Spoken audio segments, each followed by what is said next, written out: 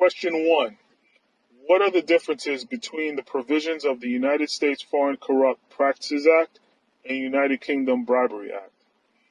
The main differences between the two acts are the following. 1. Bribery of foreign public officials.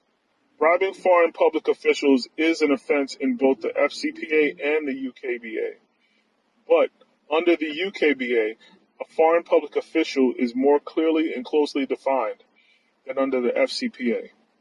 2. Private-to-private bribery. Unlike the FCPA, the UKBA does not deal with bribery on a private level, even though such an act falls under other U.S. legislation. 3. Active versus passive bribery.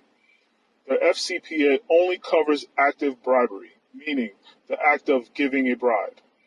On the other hand, the UKBA bans both active and passive, for example, the taking of a bribe.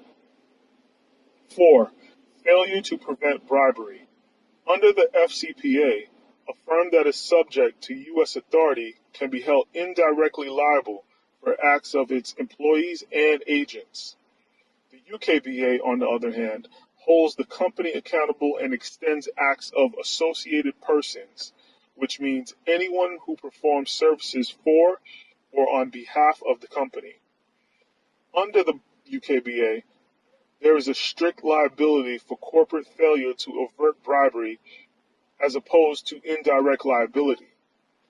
This is also subject to being able to establish an organization as having adequate procedures in place as well as other controls. 5. Penalties.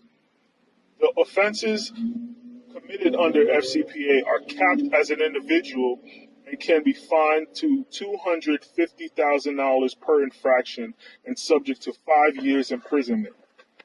A firm that is found guilty is liable for a fine up to $2 million per violation.